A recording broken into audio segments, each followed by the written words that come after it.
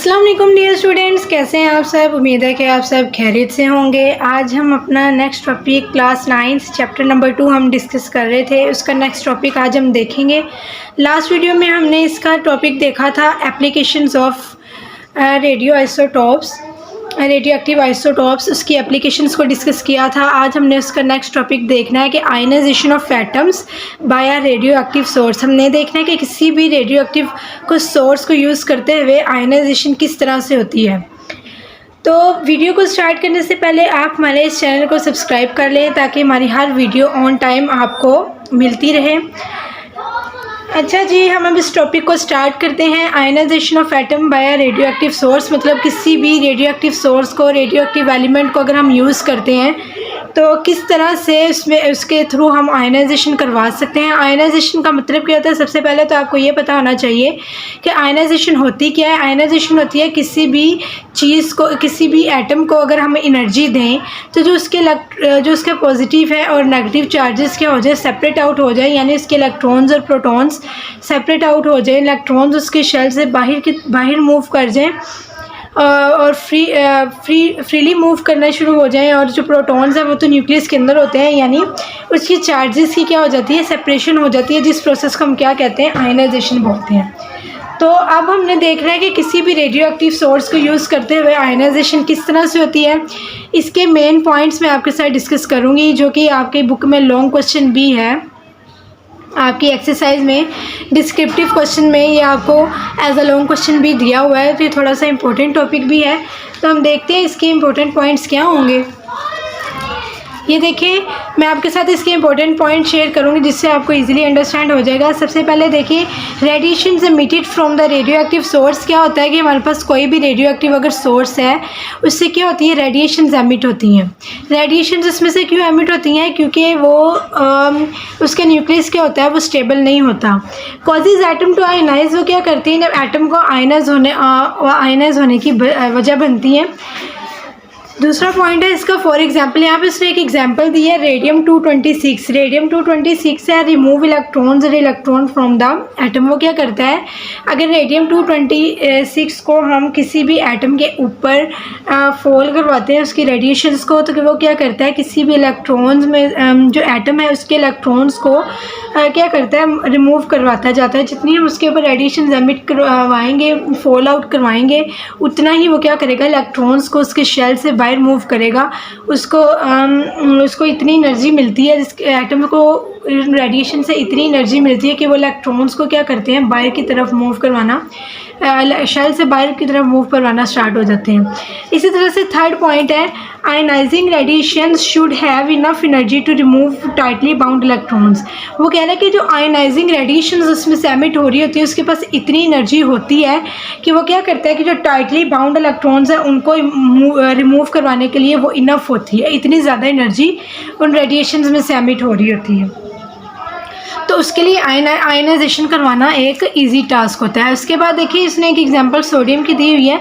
Sodium is hit by ionising radiation. अगर हम sodium के ऊपर आयनाइजिंग रेडिएशंस को हिट करवाएंगे and converts into positively charge ions, वो क्या करेगा, उसके शेल में एक ही इलेक्ट्रॉन होता है, बाहर वाले शेल के अंदर मतलब कि बैलेंस शेल में उसके एक ही इलेक्ट्रॉन होता है। वो क्या करता है, उसको बाहर रिमूव करवा देता है और क्या होता है कि उसके ऊपर पॉजिटिव चार्ज आ जाता है। उसको पॉजिटिवली चार्ज आयन में क्या कर देता है, वो चेंज कर देता है। तो ये एक प्रोसेस है जिससे क्या होता है कि रेडियो एक्टिव सोर्स के अंदर से हम किसी भी एटम की आयनाइजेशन करवा सकते हैं। साथ उसने इसकी एग्जांपल दी है, Na सोडियम है हमारे पास, उसको जब एनर्जी मिलेगी तो वह क्या करेगा, उसके ऊपर पॉजिटिव चार्ज आ जाएगा, जो उसके बाहर वाली शेल में एक इलेक्ट्रॉन होता है वो रिमूव हो जाएगा और उसके ऊपर क्या आ जाएगा, पॉजिटिव चार्ज, +1 चार्ज आ जाएगा। 1 लिखना ज़रूरी नहीं होता, तो इसलिए हम क्या करते हैं कि सिर्फ पॉजिटिव ही लिख देते हैं, जिससे हमें पता चलता है कि एक इलेक्ट्रॉन यहाँ से रिमूव हुआ है। तो ये आपका ये टॉपिक था आयनाइजिंग रेडिएशन वाला। इसके बाद हम नेक्स्ट टॉपिक देखते हैं, लेकिन अगर आपकी बुक पर देखा जाए तो वही पॉइंट है आपकी बुक पे लिखे हुए हैं जो मैंने आपके साथ डिस्कस किए हैं। तो अब अगर आपको उन पॉइंट्स की समझ आ गई होगी तो फिर आप ये क्या करते हैं, ये पैराग्राफ आप इजीली अंडरस्टैंड कर सकते हैं, लर्न कर सकते हैं और इसको रीड भी कर सकते हैं, आपको समझ आ जाएगी। नेक्स्ट जो है टॉपिक है आपका इस बुक के ऊपर, वो है रिलेटिव एटॉमिक मास। ये जो टॉपिक है ये हम एज अ शॉर्ट क्वेश्चन ही बोर्ड एग्जाम्स में इसको कंसीडर करते हैं और ये शॉर्ट क्वेश्चन में ही ज़्यादातर पूछा जाता है। तो इसकी हम डेफिनेशन देखेंगे, इसके यूनिट को डिस्कस करेंगे और उस यूनिट की आगे डेफिनेशन देखेंगे, उस यूनिट की वैल्यू को देखेंगे। हमने इसकी मेन चीज़ों को, ये इन्हीं चीज़ों को देखना है, तो मैं आपके साथ वो शेयर करती हूँ। देखिए रिलेटिव एटॉमिक मास हमारे पास क्या बताया हुआ है उसने। इन 1961 में केमिस्ट एडॉप्टेड, जो हमारे पास केमिस्ट थे उन्होंने क्या किया कि एक न्यू स्केल यूज़ किया मेजरमेंट के लिए। रिलेटिव एटॉमिक मास का मतलब है हम इसको क्या करते हैं कि मेजरमेंट के लिए स्केल यूज़ करते हैं। जैसे हमारे पास हर चीज़ को मेजर करने का एक स्केल होता है, हम मास को मेजर करते हैं तो ग्राम्स किलोग्राम्स में होता है। अगर आप कहीं से कोई चीज़ ख़रीदने के लिए जाएं, कोई चीज़ किसी शॉप से आप ख़रीदने के लिए जाएं, तो आप वहाँ देखते हैं कि उन्होंने एक स्केल रखा होता है जिससे वो आपको चीज़ किलोग्राम्स में, किलो में आपको क्या करते हैं मेजर करके देते हैं। इसी तरह से किसी भी एटम के मास को मेजर करने के लिए एक यूनिट, एक क्या स्केल उन्होंने केमिस्ट ने फाइनल कर दिया 1961 के अंदर। और उसको क्या करते थे, उससे स्केल को यूज़ करते हुए उससे हम क्या करते हैं बाकी आइसोटॉप्स के मैसेज को उससे रिलेट करते हुए हम उसका मैस फाइंड करते थे। देखें जैसे हम क्या करते हैं कि अगर हमने किसी चीज़ का मैस फाइंड करना है तो हम एक साइड पे जो हमारे पास एक जनरल, जो हमारे पास एक स्टैंडर्ड वेट होता है हम उसको एक साइड पे रखते हैं। दैन हमने जिस चीज़ को वेट करना है हम उसको दूसरी साइड पे रखते हैं, तो हम उसके अकॉर्डिंग उसको बैलेंस करते हुए हम उसका वेट इक्वल कर लेते हैं। अगर हमने एक साइड पे 1 kg वेट रखा है और दूसरी साइड पे 1 kg हम चीज़ को मेजर करना चाहते हैं, तो हम क्या करते हैं कि उसके वेट के इक्वल हम उस चीज़ को बैलेंस कर लेते हैं। तो हमें क्या होता है कि उसके वेट का अंदाज़ा हो जाता है। इसी तरह से हमने आइसोटॉप के एटॉमिक मैसेज को भी मेजर करने के लिए उसके लिए एक स्केल फाइनलाइज किया जो कि रिलेटिव एटॉमिक मास हम उसको कहते हैं। देखिए it is defined as a mass, वो मास ऑफ एन एटम, किसी भी एटम का of that element relative to the mass of light isotope of carbon. हमने क्या किया है कि किसी भी लाइटेस्ट आइसोटॉप है कार्बन का, कार्बन 12, उसको एज अ स्टैंडर्ड हमने रख लिया है कि और हम क्या करते हैं किसी और दूसरे आइसोटॉप का मास फाइंड करने के लिए हम उसे कार्बन 12 के मास के साथ क्या करते हैं, उसको कंपैरिजन करते हैं, रिलेट करते हैं, जिससे हम किसी भी दूसरे मास आइसोटॉप का भी मास फाइंड आउट कर सकते हैं। ये हमने कार्बन 12 एज अ स्टैंडर्ड ले लिया है, ठीक है। जैसे हम किसी भी और चीज़ को मेजर करने के लिए किलोग्राम्स, ग्राम्स में और भी किसी चीज़ को मेजर करने के लिए हम एक स्टैंडर्ड वेट रखते हैं, इसी तरह हमने इसके मास को मेजर करने के लिए, किसी भी आइसोटॉप के मास को मेजर करने के लिए कार्बन 12 को क्या किया है कि एज अ स्टैंडर्ड मान लिया, जिससे हम रिलेट करते हुए दूसरे मैसेज को भी फाइंड आउट कर सकते हैं। तो ये इसकी डेफिनेशन है, ये आपके साथ इट इज़ डिफाइंड एज इसकी डेफिनेशन है। इसको हम एक्सप्रेस किस तरह से करते हैं, it is expressed in atomic mass unit. इसका यूनिट हमारे पास है एटॉमिक मास यूनिट यानी AMU, इसको हम AMU में एक्सप्रेस करते हैं, ठीक है। अब इसकी डेफिनेशन के साथ इसके जो हम एक्सप्रेस किस तरह करते हैं हम इसको ये भी ऐड कर सकते हैं। उसके बाद AMU की डेफिनेशन उसने आपकी बुक पर दी हुई है, it is defined as 1/12 of the mass of atom of carbon 12। हम क्या करते हैं कि हमने कार्बन 12 का 1/12 मास लेना है, यानी 1/12 मास हम इसका 1/12 मास हम इसका कंसिडर करते हैं एज अ स्टैंडर्ड, ठीक है। तो उसके बाद देखिए 1 AMU की वैल्यू क्या है, 1 AMU की वैल्यू उसने इसके बाद दी है 1.67377 इंटू 10⁻⁻27 किलोग्राम। ये वैल्यू आपकी एक स्टैंडर्ड है, कांस्टेंट है, ये वैल्यू आपको इसी तरह से लर्न करनी पड़ती है। तो इस टॉपिक के अंदर उसने सिर्फ यही 3 चीज़ें डिस्कस की थी। एक तो रिलेटिव एटॉमिक मास की डेफिनेशन क्या है, उसको हम एक्सप्रेस किस तरह करते हैं, AMU की डेफिनेशन क्या है और AMU की वैल्यू क्या होती है, हमने ये चीज़ें डिस्कस करनी होती हैं। तो ये देखें इसने यहाँ पे आपके साथ यहाँ पे डिस्कस किया है, शेयर किया हुआ है। ये देखें The relative atomic mass of an element is thus defined as the mass of an atom of that element relative to the mass of light। किससे हमने रिलेट करना है उसको? कार्बन 12 के साथ, जो कि एक स्टैंडर्ड हमने ले लिया हुआ है। इसके बाद उसे AMU में जाहिर करते हैं।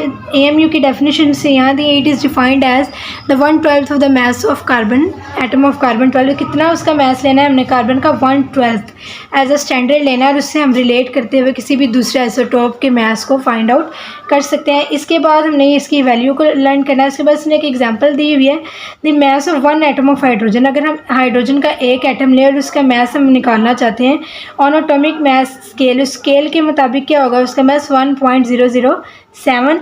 सेम इसी तरह से अगर हम एक एटम सल्फ़र का लें, सल्फ़र 32 का, तो उसका मास हम फाइंड करेंगे तो 31.972 AMU उसका मास आएगा उस स्केल के अकॉर्डिंग।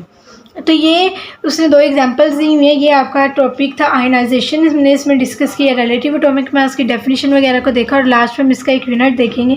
कैलकुलेट करने के लिए किसी भी रिलेटिव एटॉमिक मास को आइसोटोपिक अबंडेंस की मदद से कैलकुलेट करने के लिए हम कौन सा फॉर्मूला यूज़ करते हैं? तो अब सिंपल आपने एक यहाँ से फॉर्मूला याद करना है। Relative atomic mass equal to M1 P1 plus M2 P2 plus M3 P3। इसी तरह से जितने ज़्यादा आइसोटोप्स हम लेते जाएंगे और एंड से ऑन हम उसको ऐड करते जाएंगे और लास्ट में हमने इसको क्या कर देना है? 100 से डिवाइड कर देना है। अब जो यहाँ पे M है वो मास है और P जो वो अबंडेंस है। एक मास होगा तो M1 one abundance, first abundance P1, इसी तरह से सेकंड मास M2 और सेकंड अबंडेंस P2। इस तरह से हम इसको एंड सो ऑन सारे बढ़ते जाएंगे और हम इसको डिस्कस करते जाएंगे और लास्ट में हम 100 से इसको डिवाइड कर देंगे तो इसका आंसर क्या आ जाएगा हमारे पास? रिलेटिव एटॉमिक मास हमारे पास उस आइसोटोप का आ जाएगा। तो ये सारा आज का टॉपिक था जिसमें हमने तीन चीज़ों को देखा। एक तो हमने देखा कि रिलेटिव एटॉमिक उसकी आयनाइजेशन किस तरह से होती है, रेडियो एक्टिव आइसोटोप को यूज़ करते हैं। रिलेटिव एटॉमिक मास क्या होता है, उसका यूनिट क्या है, उसको हम कैलकुलेट करने के लिए फॉर्मूला कौन सा यूज़ करते हैं। तो इसने नीचे इसके एग्जांपल भी दिए, हम इसी को इसमें देख लेते हैं कि क्या होगा। ये देखिए उसने ना यहाँ पे दिया हुआ है रिलेटिव एटॉमिक मास है, साथ आइसोटोपिक अबंडेंस है। देखिए इसने यहाँ पे इसकी रिलेटिव एटॉमिक मास दी हुई है। जैसे इसने डिफरेंट मास दिए हुए, फर्स्ट M1 उसने 180 दिया हुआ है और उसकी P1 क्या है 2.0% दी हुई है। इसी तरह से M2 उसने 82 दिया हुआ है, P2 उसने दी हुई है 12%, M3 उसने दिया हुआ है 83, इसी तरह से P3। यानी हमने इस फॉर्मूले को यूज़ करना है, ठीक है। उसने मैसेज भी दिए हुए हैं, उसने अबंडेंस भी दी हुई है, सिर्फ हमने जस्ट इसमें वैल्यू पुट करते हुए इसका आंसर निकालना है, ठीक है। नेक्स्ट पेज पे देखिए उसने M4 दिया है, इसी तरह से फोर्थ मास, फिफ्थ मास और फिफ्थ अबंडेंस और फोर्थ अबंडेंस उसने दी हुई है। हम सिंपली इस वैल्यूज़ को पुट करेंगे। M1 की जगह पे M1 पुट करेंगे, P1 की जगह पे P1, प्लस का निशान लगाएंगे, M2 की जगह पे M2, P2 की जगह पे P2, प्लस का निशान लगाएंगे, M3 की जगह पे M3, P3 की जगह पे P3, प्लस का निशान लगाएंगे। इसी तरह से सारे ये M5 तक हम ये सारी वैल्यूज़ को पुट करेंगे और लास्ट में हम 100 से इसको डिवाइड कर देंगे। हमने क्या करना है, उनको मल्टीप्लाई करते जाना है आपस में और देन बाद में सबको मल्टीप्लाई करने के बाद जो आंसर्स आएंगे उनको आपस में प्लस कर देना है और लास्ट में हमने प्लस करने के बाद जो आंसर आएगा उसको 100 पे डिवाइड कर देना है तो हमारे पास ये आंसर आ जाएगा। सेम इसी तरह से हमारे पास एग्जाम्पल 2 है। उसमें क्या उसने हमें बताया हुआ है, अगर आप इस एग्जाम्पल को उस टॉपिक इस फॉर्मूले के साथ प्रैक्टिस करेंगे तो आपको उस फॉर्मूले का भी अंडरस्टैंड हो जाएगा, इसलिए मैंने साथ ही एग्जाम्पल्स को भी थोड़ा सा आपके साथ शेयर कर दिया। इसी के बाद देखिए calculate the relative atomic mass of light isotope of chlorine. वो कह रहा है कि लाइटेस्ट आइसोटोप है क्लोरीन का, उसका रिलेटिव एटॉमिक मास निकालें, जबकि उसका जनरल एटॉमिक मास उसने दे दिया वह क्लोरीन का 35.45। अब देखिए relative isotopic abundance of chlorine 37 की अबंडेंस भी उसने दे दी है। Relative isotopic abundance of lightest isotope जिसकी हमने रिलेटिव एटॉमिक मास निकालना है, अबंडेंस उसने उसकी भी दे दी है और जो जनरल हमारे पास उसका है मास है रिलेटिव एटॉमिक मास वो भी हमें दे दिया हुआ, तो हमने सेम वही फॉर्मूला यूज़ करना है। सिर्फ इसमें डिफरेंस ये है कि हमें उसने रिलेटिव एटॉमिक मास दे दिया वह जनरल जो यूज़ हो रहा है और बाकी सब चीज़ें भी प्रोवाइड की, सिर्फ लाइटेस्ट आइसोटोप का रिलेटिव एटॉमिक मास नहीं दिया। तो सिर्फ हमने क्या करना, उसकी जगह पे क्लोरीन को वैसे लिख देना एज इट इज़, उसकी लाइटेस्ट आइसोटोप की अबंडेंस उसने हमें दी है वो हमने लिख देनी है P1 प्लस इसी तरह से M2 उसने मास भी दी, क्लोरीन 37 है तो उसका 37 क्लोरीन 37 का मास हम 37 लिख देंगे और उसकी अबंडेंस उसने दे दी हुई है 24.23। ठीक है। तो हमने इसका क्या करना है, आपस में ये क्या होगा, इधर हम उसकी ये मैथ्स हमने ये वैल्यूज सारी यहाँ तक पुट हो गई हैं। उसके बाद हम क्या करेंगे, 100 यहाँ पे क्या हो रहा है कि डिवाइड हो रहा है, वहाँ जाके क्या हो जाएगा, मल्टीप्लाई हो जाएगा। जब 100 मल्टीप्लाई होगा तो ये पॉइंट ख़त्म हो जाएगा, 3545 आंसर हमारे पास आ जाएगा। नेक्स्ट हमने क्या करना है, हमने लास्ट वाली वैल्यूज़ को आपस में मल्टीप्लाई करना है, क्योंकि ये वाली वैल्यूज़ मल्टीप्लाई नहीं हो सकती, अभी यहाँ पर इसकी वैल्यू नहीं है हमारे पास। तो हम इनको आपस में मल्टीप्लाई करेंगे तो हमारे पास जो आंसर आएगा उसको वो यहाँ पे प्लस हो रहा होगा इसके साथ, तो हमने उधर जाके उसको माइनस कर देना है। तो यहाँ पे ये 3545 के साथ इसका जो आंसर आया था ना वो वहाँ जाके माइनस हो रहा है। क्यों? क्योंकि वो यहाँ पे प्लस हो रहा था, तो इक्वल की दूसरी साइड पे जाके माइनस हो रहा है। अब हमारे पास सिर्फ यहाँ पे ये चीज़ रह गई है और यहाँ पे ये माइनस हो जाएगा, यहाँ पे जो माइनस होकर इसका आंसर आ जाएगा यहाँ पे। अब ये जो है यहाँ पे मल्टीप्लाई हो रहा है क्लोरीन के साथ, वहाँ जाके क्या हो जाएगा, डिवाइड हो जाएगा। जब क्लोरीन के साथ वो डिवाइड होगा तो हम इस तरह से क्लोरीन का एक ही जो मैस है हम लाइटेस्ट आइसोटोप का वो निकाल लेंगे। तो इस तरह से हमारे पास ये अबंडेंस हम फाइंड आउट कर सकते हैं सिर्फ इस एक फॉर्मूले को यूज़ करते हुए। तो उम्मीद है कि आपको इसकी समझ आ गई होगी, साथ ही एग्जांपल्स की भी समझ आ गई होगी। नेक्स्ट वीडियो के अंदर हम इसकी एक्सरसाइज को डिस्कस करेंगे। तब तक के लिए आप हमारे इस चैनल को सब्सक्राइब कर लें ताकि हमारी हर वीडियो आप तक पहुँचती रहे। तब तक के लिए अल्लाह हाफिज़।